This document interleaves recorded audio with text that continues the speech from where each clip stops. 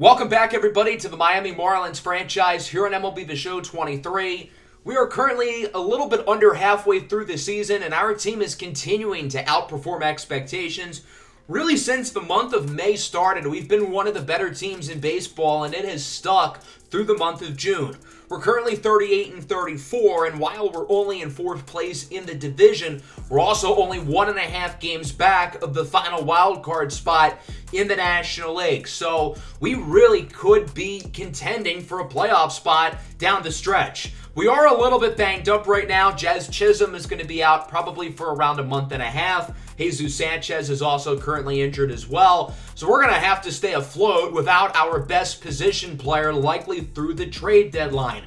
We've called up some young guys like Charles LeBlanc, Jordan Groshans, and Gerard Encarnacion, and others like Xavier Edwards will likely soon be joining them.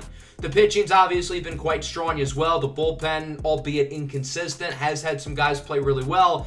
And of course, Alcantara, Rogers, and Cueto have been phenomenal inside the pitching rotation for most of the year. In the last episode, we made our first trade of the series. We acquired Taylor Trammell from the Seattle Mariners, and we're certainly going to be making more moves before the trade deadline. We have a number of older players who are impending free agents if we choose to sell, but if we choose to go after some more proven players, there are some good options on the trade block. Lucas Giolito from the Chicago White Sox really intrigues me. He's a pretty good starting pitcher who's had an up-and-down career, but he's had some really good seasons. None better than his 2023 campaign. He's been phenomenal this year. He is a free agent at the end of the year, and I don't think the White Sox want to pay him. If you look at the trades in the Trade Finder, these are all really good deals for us. I don't think this would be enough value for Giolito, so I'm not going to do any of them right now. But he could be an interesting player we look at the trade deadline, especially if we do sell off Johnny Cueto for some prospects likely with another team. Ezekiel Duran with the Texas Rangers is another player who I've had my eye on really since the start of the season. The Rangers have a very crowded infield with guys like Corey Seager, Marcus Semien, and Josh Young. In other words, they don't really need Ezekiel Duran because the three players I just said are all under contract for at least the next 6 seasons. So Duran's kind of a player who they don't really need. He's a guy who we could certainly look to add to the infield, give some playing time to early on, and who knows, he could maybe be the long-term second baseman or shortstop. So those are two guys I'm really eyeing up, and I'm certainly interested to see some other players who you guys might be interested in us acquiring this year towards the trade deadline, or players who we may sell off this year at the trade deadline, especially if we don't play as well through the next month or so.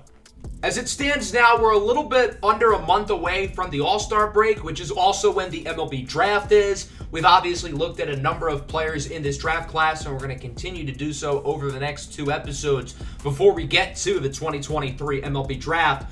But as we look at our schedule right now, we've got some tough matchups. The Blue Jays are probably the best team in the American League, and the Braves might be the best team in the National League, and we have both of them for a pair of 3-game sets here at the end of the month of June. And I really want to get a look at both of those teams and see how well we can perform against 2 of the best teams in baseball. I think we're going to play in this last game against Toronto, so we're going to simulate the first 2. Jesus Sanchez is back from injury. That's good news. He's not fully healthy, but he has been activated, and thus Gerard Encarnacion, who is only 1 of 21, will be sent down to AAA. We've lost the first 2 games against Toronto and are going to look to avoid the series sweep today at home. It's an afternoon game, beautiful weather, perfect day for baseball here in South Beach. I want to see this Marlins team perform against really good opponents, and we've got a number of them before the All-Star break, not just Toronto and Atlanta, but the final 2 series before the All-Star break are against St. Louis and Philadelphia. Here's a look at both lineups for each team. On the mound for the Marlins will be Edward Cabrera. He hasn't exactly lived up to the standard that he set last season, but he hasn't been bad. 4.67 ERA, 1.47 WHIP. He's been a little disappointing, but that doesn't mean he has been poor per se. Santiago Espinal strikes out on the curveball. Good pitch by Cabrera, looking to get out of the inning here with a 1-2-3 as he faces off against Bo Bichette. Has the full count. Got him on the outside slider. That would have been ball 4 too if he looked at it, but Cabrera strikes him out and retires the side. Alek Manoah, the ace of the Blue Jays staff, is getting the start for Toronto. He's one of the best pitchers in baseball, period, and our offense is going to have a challenge up for them today. Garrett Cooper would hit this one well into right. Cooper continuing to play like an all-star, but he would only fly out. Quick 1-2-3 inning for both pitchers. We'll see if either offense can get anything going in the second. George Springer leads it off for the Blue Jays. He hits this one well into right field, and that one is gone. A Springer dinger for Toronto, and the Blue Jays take a 1-0 lead. George Springer with his 13th home run of the season to put Toronto on the board. That'll bring up catcher Danny Jansen, who is on the trading block as well for Toronto, but he is getting the start over Alejandro Kirk today. Rips this one into the gap. That'll go for extra bases. Jansen is aboard at second with a double. So Toronto is a runner in scoring position as they look to potentially add to this lead. Brandon Belt grounds it to second, and Arise makes a really nice play for the second out of the inning, diving down, robbing a base hit, and possibly a run from being scored. Now it's Gabriel Martinez up. He's got a 1-2 count, and he goes down looking on the sinker. That sinker is such a nasty pitch that Cabrera has. Not a bad inning, though, for Toronto as they do get on the board with the homer by George Springer. Into the bottom of the second, nothing going still for the Marlins offense as it's Gene Segura who strikes out on the high fastball. 2 perfect innings for Alek Manoah, who, per usual, is dominating so far. Edward Cabrera is also looking good as he strikes out Kevin Kiermaier, the longtime Ray. On the sinker again. 2 gone, full count for Espinal. He hits this one well into left center field, and that one is headed into the gap as it one hops off the wall for a double.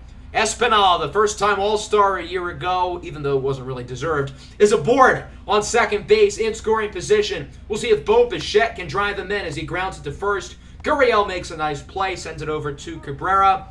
Other than allowing the homer in the last inning, Edward Cabrera has looked quite solid up to this point. Unfortunately for him, he's got no run support so far as the Marlins offense has been drier than the Sahara Desert up to this point. Jorge Soler leads off the bottom of the third. He hits this one high and deep into right field, and that one's going to drop, likely for extra bases. Soler thought about going 3, quickly retreats back to 2, but unfortunately for him, the Blue Jays caught on quickly. Jorge Soler is now in a pickle, and credit to him. It took a while for Toronto to tag him out, but they do. And right when the Marlins get something going on offense, bad base running makes it all for naught. That'll bring up Charles LeBlanc, recently called up, hasn't performed all that well so far. He strikes out on the fastball. Good pitch by Alek Manoah. Let's go top 4. George Springer up for the Blue Jays, and he draws a walk. Springer obviously had the homer earlier today, and he reaches base for a second time. Vladimir Guerrero Jr. is up with Springer on second after stealing the base as Guerrero grounds this one to short. Joey Wendell looks to make the play, but the throw is off. And Gurriel's not able to scoop it up, so it's going to be an E6 against Joey Wendell, and the Blue Jays have 2 runners aboard. Runners on the corners now for Brandon Belt, who hits this one high and deep, belting it, pun intended, into center as it goes off the wall. 1 run scores, a second looking to join. It's Guerrero. He slides safely, and the Blue Jays take a 3-0 lead off of a 2-run double from Brandon Belt. 2 away now for Kevin Kiermaier. 3-1 count, draws a walk on the high sinker. So the Blue Jays have 2 more runners aboard for Whit Merrifield, who hits this one nicely into right field. That one is going to be trapped in the corner. 1 run scores easily. Kiermaier will look to join him. It's going to be a 2-run double for Whit Merrifield, and it is now 5-0. Edward Cabrera was pitching so well early in this game, but it has fallen apart. Cabrera staying in the game as he faces off against Santiago Espinal, who strikes out on the sinker. That'll likely end Edward Cabrera's day. 4 innings, 5 runs allowed, only 2 of which were actually earned runs, but he still struggled in that inning as Toronto looks to take control of this game and get the sweep. Bottom 4, Miami's offense looking to get something going here as Brian De La Cruz leads off the inning, and he singles up the middle. De La Cruz has had a very up-and-down season. He started off poor, then he was playing really well. Now he's not playing so well again, but he does get a base hit. That'll bring up Nick Fortes hitting in the cleanup spot. He singles into right. And the Marlins have 2 runners aboard. They saw what Toronto's offense was able to do in the top half of the inning, and they're looking to respond here in the bottom half of the inning as Gene Segura hits this one into right field. That'll score a run with ease. Segura looking to leg it into a double as he is safe. It's an RBI double for Gene Segura. The Marlins now have 2 runners in scoring position and a huge opportunity for Jorge Soler to break this game open as he hits this one high and deep into center field. Off the bat, I'll be honest, I thought it was gone. It wasn't even close to being gone. It's caught by Kiermaier. So the Marlins do score, but they still trail 5-1. The long reliever Braxton Garrett checks into the game for Miami, his 23rd appearance of the season as he faces off against Bo Bichette, who leads off the inning strong, getting that one past the diving glove of Luis Arraez for a single into center. The Blue Jays looking to pick up where they left off as they already have an early base runner for George Springer. He goes down looking on the sweeping curve. Braxton Garrett gave him a hanging pitch up in the zone. I'm surprised he didn't take it. Vladimir Guerrero Jr. is now up, and he's going to bloop a single into right. That should have honestly been a double play, but because Bichette was stealing second, Arraez had to cover the bag and left the area of playing second base. Danny Jansen grounds it to the pitcher. Garrett's going to get the out at home. Interesting strategy. He could have gone for the double play to end the inning, but he didn't think the Marlins were going to be able to turn 2, so he gets the non-force out at home, meaning there's still 2 runners on base, but obviously the run doesn't score.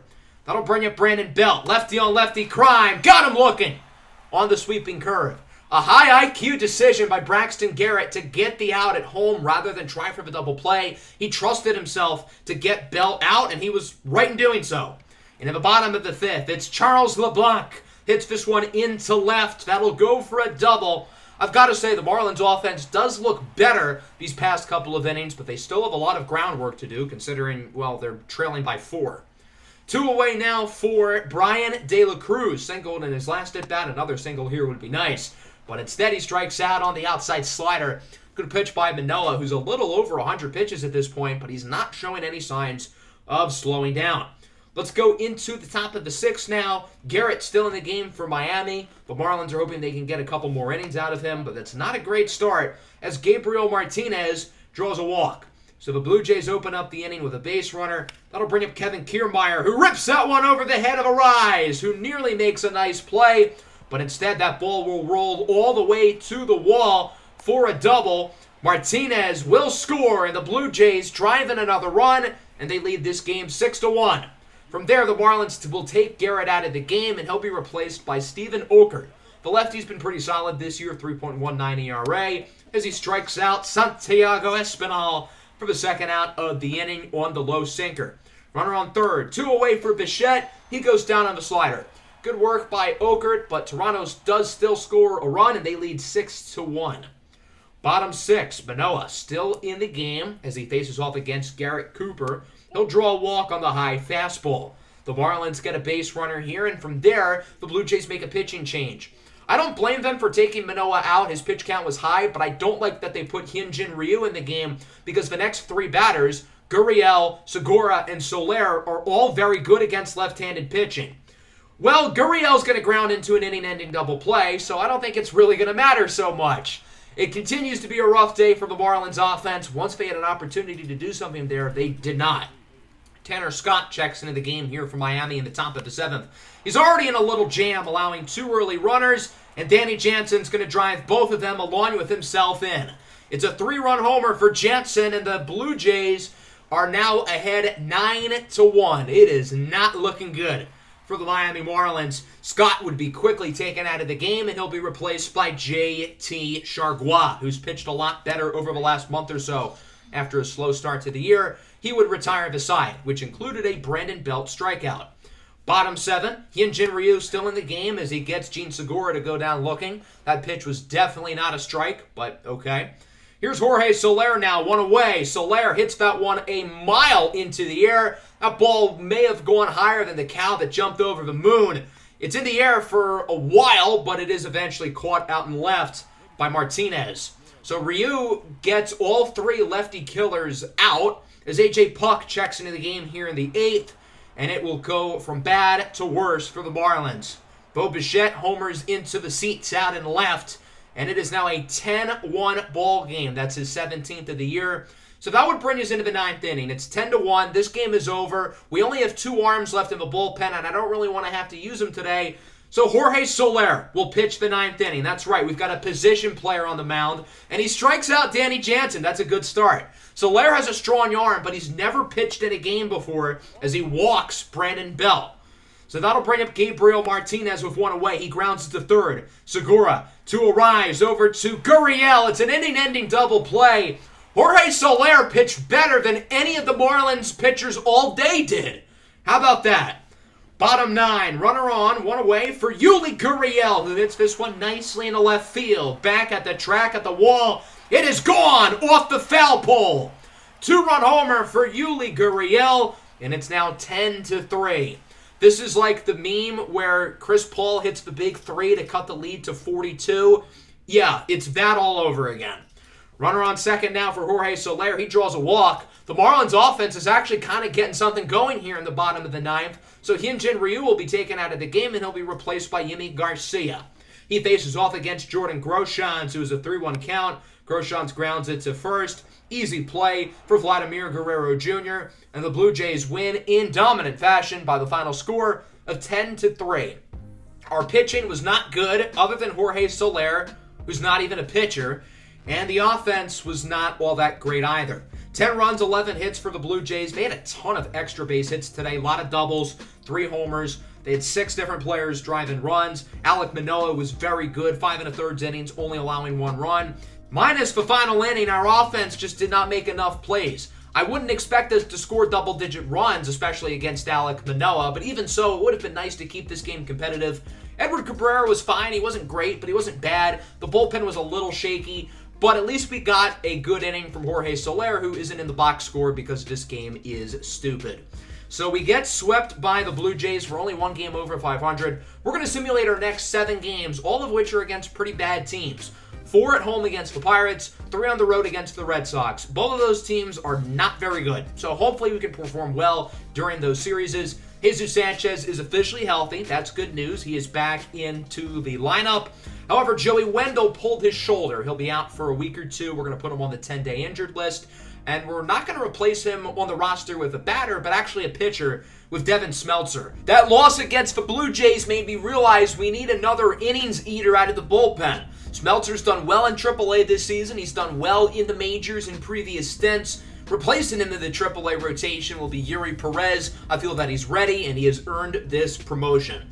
So now we're going to cover the scouting in today's episode, and specifically we're going to be looking at some of the best prospects across college baseball. And this is not just NCAA Division I baseball, but also junior college guys as well. In the next episode, we're going to have our draft preview, and the following episode will be the draft itself. Most of the starting pitchers who are projected to go early in this class are not playing college ball, and we've talked about most of them already. We have not gone over Steve Phillips yet, who's the highest projected starter in this entire class. A talented righty from Montgomery County College in Blue Bell, Pennsylvania. This is a guy who really could be a top 5 pick when it's all said and done. So because of that, I don't think he lands to the Marlins.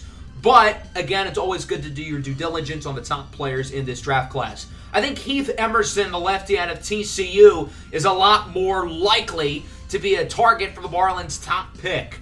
I think the floor with him is very high, but the ceiling is as well. His potential is pretty much guaranteed to be good. His rating off the bat's going to be solid. His walks per 9 looks really good right off the bat. He throws pretty hard, and he's got good break. Carlos Vasquez, another lefty from UConn, is another player who the Marlins could consider with their top pick. Vasquez is a 4-year senior for the University of Connecticut. I think he's a slightly worse prospect than Heath Emerson, who we just talked about, but I do think his per 9s are a little bit more well-rounded. We already talked about catcher Sean Garcia in the last episode. Today we'll look at Joel Beltran from Mississippi State. Beltran was born in Cuba. He defected when he was 15 years old, and now he is raking at the college level. He's got unbelievable pop in his bat. He's going to be a great power guy right away. He's got a very good arm as well. I don't know if he's going to stick at catcher, though. He might be more of a long-term third baseman, but he's a candidate for the Marlins' second selection, as is Darren Russell, the switch-hitting second baseman from the University of Tennessee. Russell has been one of the best players in college baseball, period, this season. He's got a good glove, an all-around solid bat. I don't ever think he's going to be a great hitter at the next level, but he should be a good one with his good plate skills and his ability on both sides of the plate. A second baseman who I think could be a gem is Dominique Sierra. He plays for Santa Fe College in Gainesville, Florida. I would have thought it would have been in Santa Fe, New Mexico as well, but it's not. We originally went to the Santa Fe game to scout another prospect who we're going to talk about today, but it was really Dominique Sierra who impressed us. Another switch hitter, 6'3", is a big kid. I don't think he's quite as talented as the other second baseman we talked about, Darren Russell, but he's still really, really good. Rusty West, the shortstop out of Oklahoma State, is the next player we're going to look at. And when I initially scouted West, I was kind of confused why his projection and his team rank was so low. He's got high potential. He's a talented four-year junior who's improved every single season with the Cowboys, but then the medical testing came back and I got my answers. He has a chronic ankle injury, which could cause him to fall down some boards and could be an issue once he gets drafted into the big leagues. The final two players we're going to talk about today are both left fielders. We'll start with Christian Lawrence. This is the kid from Santa Fe College who we were initially planning to scout. We obviously liked the other second baseman as well, Dominique Sierra.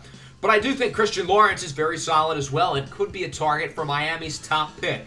Good contact hitter, great plate skills already, and he's super versatile. He's not the biggest, 5'9", 190, but he can play all the outfield spots along with catcher and first base. We're going to save Ray Parsons out of UCLA for last, and we're putting him here at the end because, as I always like to say, best for last. I think Ray Parsons is the best player in this entire draft class, period. He's got a smooth lefty stroke. He's the best hitter in college baseball right now. Defensively, there are some questions. He doesn't really have the range to play center field. He's probably going to be more of a corner outfielder, and his arm isn't necessarily elite. So defensively, he doesn't really check a lot of the boxes, but it doesn't really matter because his offense is so good. He does need to improve a little bit against left-handed pitching, but I think he will. The upside is high, and he should be able to contribute for a major league team pretty much right off the bat. So we've gone through international guys, high school guys, and now college players in this year's draft class. And in the next episode, we're going to kind of put it all together, go over some guys we've already talked about, introduce ourselves to some new players as well, leading up to the draft, which will be in the following episode. But back to the big league team. We had this 17-2 win against the Red Sox. We only had one home run, surprisingly, which was by Jesus Sanchez. But we had a number of guys with multi-hit games. We had guys with 4 and 5 hits. A bunch of guys drove in runs. And then in the very next game, we got to witness a Sandy Alcantara masterclass. He pitched a complete game, one hitter against the Boston Red Sox, leading us to winning 2 of 3 in the series at Fenway. And so I wanted to make it a point to pitch with Sandy here against Atlanta. Sandy's been even better this year than he was last year when he won the Cy Young. Lower whip, lower ERA, on pace for more innings. Despite that, he's not currently in the top 3 for the Cy Young voting, which he should be, but he should not be number 1, because the season Max Scherzer's having is ridiculous. He has thrown 8 complete games in 17 starts. Pretty much half of his outings, he's gone the entire way. And then even in the American League, Jacob deGrom has started in 17 games, and he's completed 5 of them. The amount of complete games these guys are getting are wild. These pitchers are like cyborgs. These are the types of staffs you see in 1940 with tungsten arm O'Doyle. Not in 2023 when 5 innings is a good outing for a starter. Sandy's thrown 3 complete games this year, which is still really good, but not at the level that Max Scherzer's at. Joey Wendell is now healthy, so he will be activated, and I decided to send down Jordan Groshans. I feel that he's played pretty well since being called up, and he will come back to the big leagues probably by the end of the month of July, but I didn't really have anybody else I could send down. Charles LeBlanc is starting to play really well, so I think we're going to have Groshans back down in AAA for the time being. Unfortunately, we lost the first 2 games of the series against Atlanta, so we are in danger of being swept by them as well. And we need Sandy Alcantara to get us out of it. The Marlins are now 42-42. We've fallen back to 500, and hopefully we can get back above 500 and avoid the sweep here against the Atlanta Braves, who currently have the best record in the National League. They're winning the NL East fairly convincingly at the moment over the Mets and the Phillies, and to a lesser extent, us. So unfortunately for the Marlins, Charles LeBlanc has to deal with a family matter that just kind of popped up, so he will not be available. Obviously, totally understandable. Hopefully everything is all good with him. So now the Marlins only have 2 healthy bench players, Jorge Soler and Jacob Stallings, because Wendell isn't technically healthy yet, even though he's been activated. It'll be Charlie Morton on the bump today for the Braves, 4.25 ERA. He's 39 years old. He's getting up there in age, but he's still a productive starter for Atlanta, as he's been kind of the fifth guy in that rotation. Luis Arraez leads the game off for the Marlins, and he leads it off strong, ripping it into the gap out in left center field, and that'll go for a base hit. So Miami gets an early base runner. We'll see if their offense can get going early, which they've been unable to in this series against Atlanta.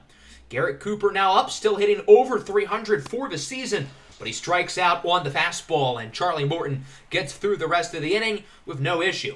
On to the bottom of the first, we'll get our first look at the reigning National League Cy Young winner, Sandy Alcantara, who in his last outing threw a complete game one-hitter. He is filthy.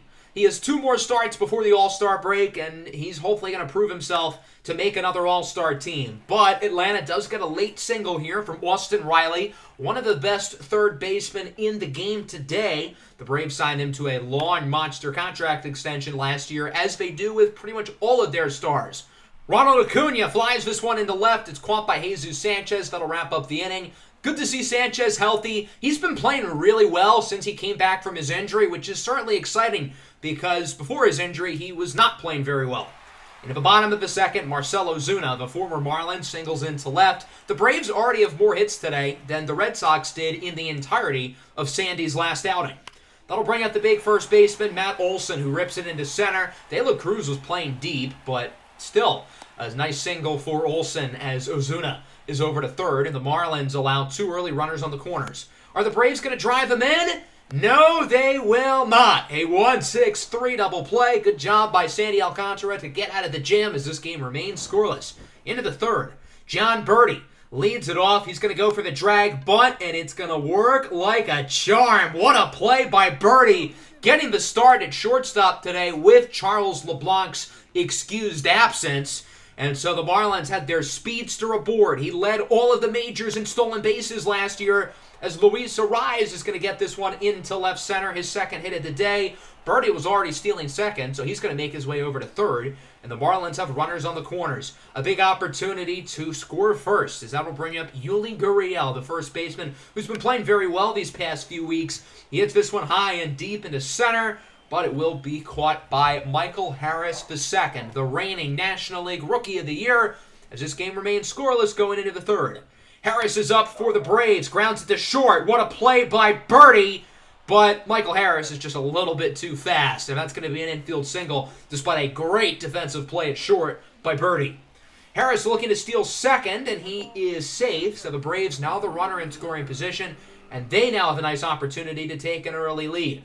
That'll bring up Ozzie Albies, who went around for strike 3 on the 12-6 curve, but it's not really going to matter because Austin Riley crushes this one into left field, and that ball is gone.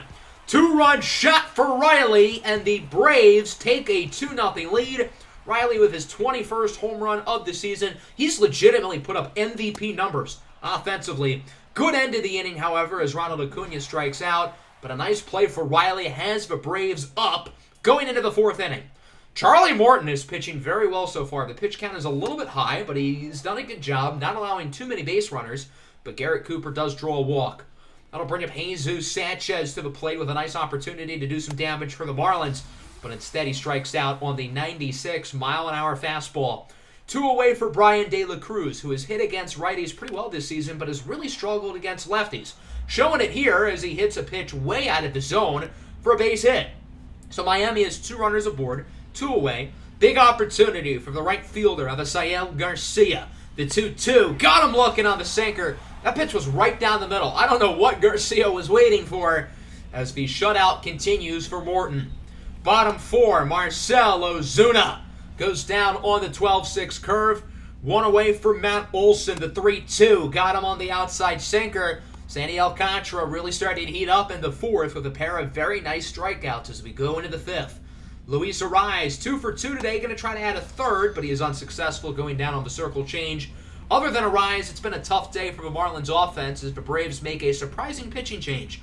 Colin McHugh is into the game, and while he's been really good this year, I feel like they could have gotten a little bit out of Morton, who pitched really well today.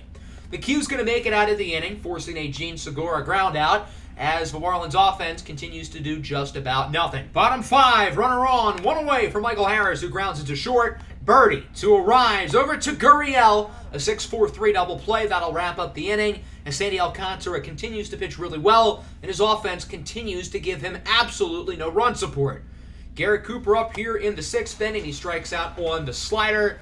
That pitch was down the middle, but Cooper swung, I would say, way too early. Bottom 6, Ozzie Albies leads it off for Atlanta as he beats the shift perfectly with a single into left center field. The Braves have an early runner aboard, and the heart of the order due up. One away for Acuna with Albies on second. It's a liner to Luis Arise, but the throw to first is offline. Arise did a really good job of deflecting it with his body, but he's still going to get the error because he completely missed the throw. That'll bring up Marcell Ozuna, who crushes this one into left field, and that one goes off the wall. Albies will score. Acuna will look to join him. It's a 2-run double for Marcell Ozuna, and the Atlanta Braves take a 4-0 lead.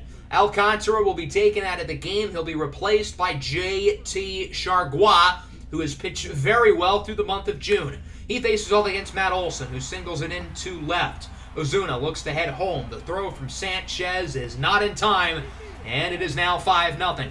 Unfortunately for the Braves, Marcell Ozuna hurt his hand as he was sliding to the plate. Oh no, that could not have happened to a better person off the field, am I right? Ozuna will be taken out of the game, and he could miss some time, depending on the severity of the injury. Boo-hoo. I am so sad that such a great guy like Marcell Ozuna got injured. Orlando Arcia goes down looking, and Chargois makes it through the rest of the inning, but the Braves do lead at 5-0.